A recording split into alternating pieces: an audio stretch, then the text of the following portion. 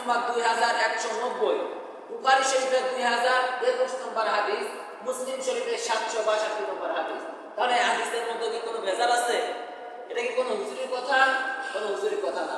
দেখেন রাসূল সাল্লাল্লাহু আলাইহি ওয়াসাল্লাম বলেছেন শবে কদর চেনার 7টি আলামত। রাসূল সাল্লাল্লাহু আলাইহি ওয়াসাল্লাম বলেছেন শবে কদর চেনার 7টি আলামত। দেখবেন যেদিন এই শবে কদর হয় সেই দিনে 7টি আলামত হতে পারে, হয় সেইটা না হতে পারে। রাসূল সাল্লাল্লাহু আলাইহি ওয়াসাল্লাম বলেছেন এই রাত্রি গভীর অন্ধকার হয় না, গভীর অন্ধকার হয় না। তাহলে তার মানে কি দাঁড়ায়? জ্যোৎস্না রাত থাকে, জ্যোৎস্না রাত থাকে। সুবহানাল্লাহ। দেখেন আলামত আমাদেরকে দিয়ে দিয়েছেন যাতে আমরা ইবাদত করতে পারি, আমরা আল্লাহর গোলামি করতে পারি, আল্লাহর দাসত্ব করতে পারি। এই জন্য রাসূল সাল্লাল্লাহু আলাইহি ওয়াসাল্লাম বলেন এই রাতটা গভীর অন্ধকার হয় না। এ রাত্রি যেরকম উজ্জ্বল উজ্জ্বল ভাব থাকে, এ রাত্রিটি শবে কদরের রাত হতে পারে।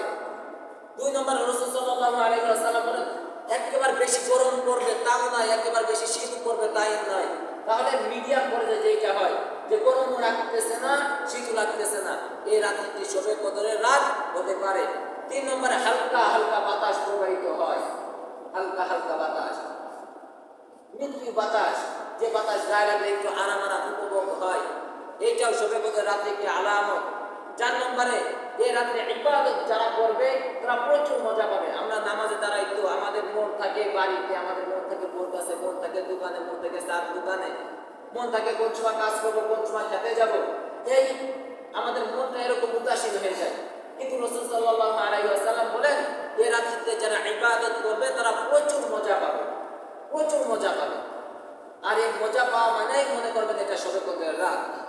5 নম্বরে কোন ইমানদার ব্যক্তিকে আল্লাহ পাক রব্বুল আলামিন স্বপ্নে দেখিয়ে দিবে। কোন ইমানদার ব্যক্তি যারা আল্লাহকে পূর্ণ বিশ্বাস করে, আল্লাহ পাককে ভয় পায়, আল্লাহ পাক রব্বুল আলামিনের ইবাদত করে, দাসত্ব করে, গোলামি করে, রাসূল সাল্লাল্লাহু আলাইহি ওয়াসাল্লামের সুন্নাহ মানে, দেখবেন রাসূল সাল্লাল্লাহু আলাইহি ওয়াসাল্লাম বলেন আল্লাহ পাক এরকম ইমানদার ব্যক্তিকে স্বপ্নে দেখিয়ে দিবেন যে এটা শবে কদরের রাত। 6 নম্বরে ওই রাত্রিতে বৃষ্টি হতে পারে, ওই রাত্রে বৃষ্টি হতে পারে, বৃষ্টি হতে পারে। 7 নম্বরে সকালে হালকা আলো সূর্যোদয় হবে যা পূর্ণিমার চাঁদের মতো। সুবহানাল্লাহ। হালকা সূর্যোদয়, দেখেন হালকা হালকা আলো। দেখেন আমাদের ফজরে, এখন তো ফজরের সময় হয় কিরকম অন্ধকার অন্ধকার থাকে না, অন্ধকার অন্ধকার থাকে, কিন্তু শবে কদরের রাতটা এরকম হবে। রাসূল সাল্লাল্লাহু আলাইহি ওয়াসাল্লাম বলেন যে হালকা হালকা আলো সূর্যোদয়ের মতো, যে সব কিছু দেখা যাচ্ছে, রাস্তাঘাটে কি আছে সব কিছু দেখা যাচ্ছে পূর্ণিমার চাঁদের মতো। তাহলে মনে করবেন এই রাত্রিটা শবে কদরের রাত। এই 7টি আলামত হলে মনে করবেন যে তাহলে শবে কদর আমরা পেয়েছি।